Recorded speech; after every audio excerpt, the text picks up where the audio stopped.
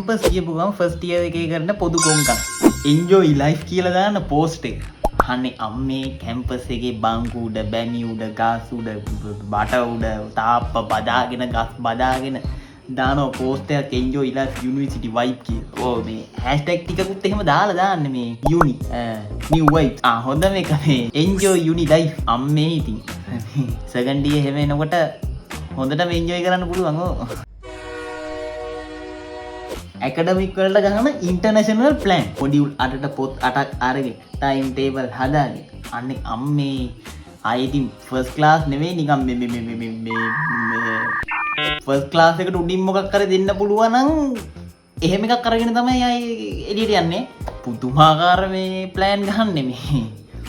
පොඩි ප්‍රශ්නයක් අහන්න second year එහෙම third year එහෙම ඉන්න අයගෙන් මේ මොඩියුල් වලට පොත් 8ක් කෙසේ වෙතත් පොතක්වත් දිනවද නැහැ. ඕන්න.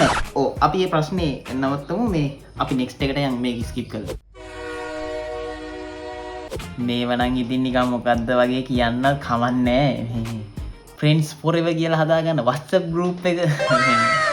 ඔව් මේ නිතුරන්නම මගේ සහෝදරයන් වැනිය මේ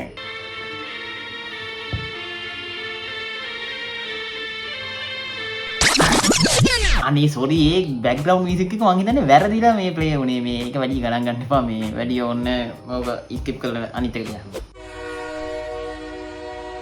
මේක තමයි හොඳ මේක. මේ සරසවි ෆස්ට් ඉයර් ප්‍රේමවන්තයෝටි. අනේ අම්මේ මොන්ඩිසෝරි බබාල් නිකන් පෙරපසා චාරිකා එක්කන් ගියා වගේ. දෙන්න අත්තල්ලගෙන දෙන්න එහෙම යන්නේ.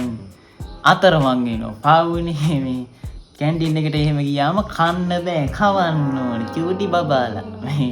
අංග විකලයි මාන්දමිකයි විලිලැජ්ජයි සන්තෝසයි මේ කමන්නේ ඉතින් මේ ෆස්ට් ඉයර් නේ උපරිම මාස 2යි 3යි උපරිම වුණොත් ඕනනම් අවුරුද්දක් වගේ තියෙහි මේ වැඩි ඕනේ. ඔය ෆස්ට් ඉයර්ස් ලගේ සේරම නරිනාටක මල විචූරන් ටික බලාගෙන ඉන්න සීනියර්ස්ලා ටික මොනම කියනව ඇද්ද?